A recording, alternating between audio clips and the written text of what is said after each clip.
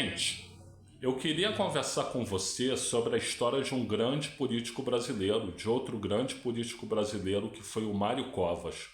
Vamos falar um pouco sobre o Mário Covas?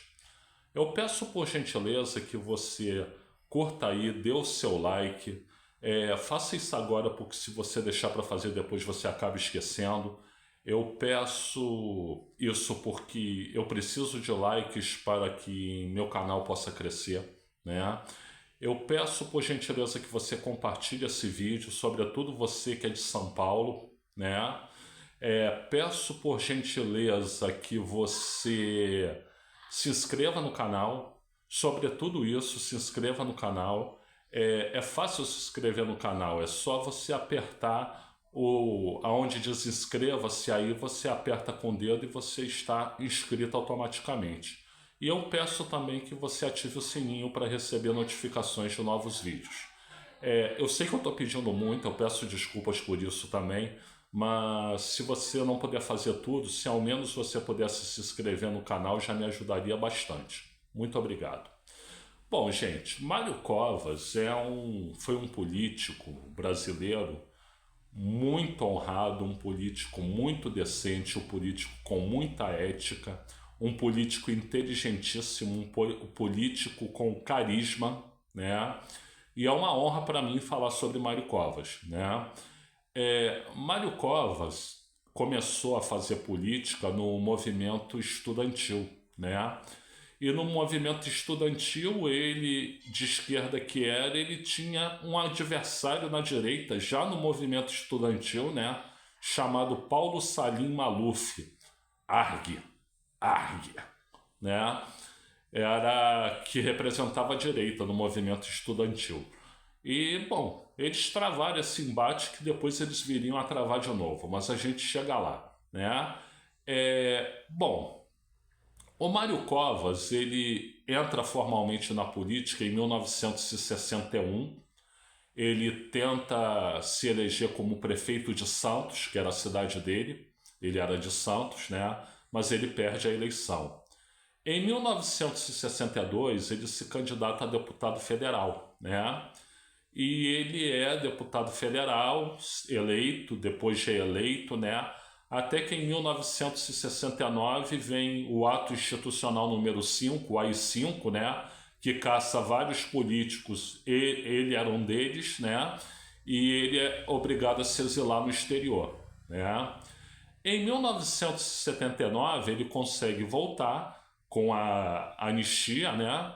E volta a fazer política, né? E em 1983 ele é designado pelo governador de São Paulo, Franco Montoro, né, como prefeito de São Paulo, da capital de São Paulo, né?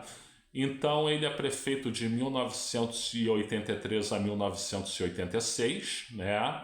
Faz um trabalho na periferia muito bom, muito interessante, um trabalho, portanto, por quem mais necessita, né? Então, o mandato dele acaba em 1986 e ele se candidata e se elege a senador por São Paulo, né? Então, sendo senador por São Paulo, ele aprova vários projetos de interesse público, né? Em 1988, ele sai do PMDB e funda o PSDB, Partido da Social Democracia Brasileira. O PSDB era uma grande esperança para o país, né? Era uma grande novidade, era um sopro de ar fresco, né? Eu mesmo nessa época era simpatizante do PSDB, né? Depois o PSDB se tornou aquele troço que a gente sabe que se tornou, né?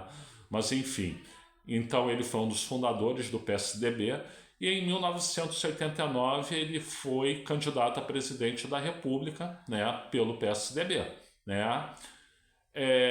Ficou em quarto lugar, né, mas com uma votação muito honrosa, e no segundo turno ele apoiou Luiz Inácio Lula da Silva contra Fernando Collor de Mello.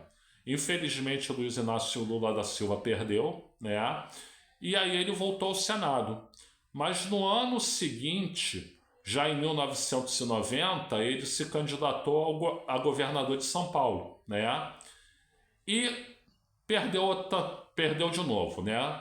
perdeu também, melhor dizendo, porque em 1990, né, a máquina do simpaticíssimo, honestíssimo Orestes Quercia, né, que era o governador de São Paulo, era uma máquina muito eficaz, né, e o Orestes Quercia conseguiu eleger seu candidato, Luiz Antônio Fleury Filho, né, que no início da campanha figurava lá nos últimos lugares, mas ascendeu meteoricamente com o apoio do Quercia, né? Então, contra a máquina quercista não dava para lutar, Mário Covas perdeu em 1990 e voltou para o Senado. Até que em 1994 ele concorreu para governador de São Paulo novamente, né? E dessa vez ele ganhou. Então, em 1995 ele assume como governador de São Paulo, faz um trabalho que é marcado por algumas privatizações, né? E por isso ele foi criticado, mas que também teve um trabalho de cunho social, né? Então ele é um bom governador, pelo menos um governador melhor do que o Quercia ele foi, melhor que o Fleury ele foi, sem dúvida nenhuma, né? Talvez não tenha sido melhor que o Franco Montoro, que também era outro grande político, outro grande brasileiro, né? Mas, enfim, em 1998 ele tenta a reeleição e o opositor dele para a reeleição, quem é? Paulo Salim Maluf, né?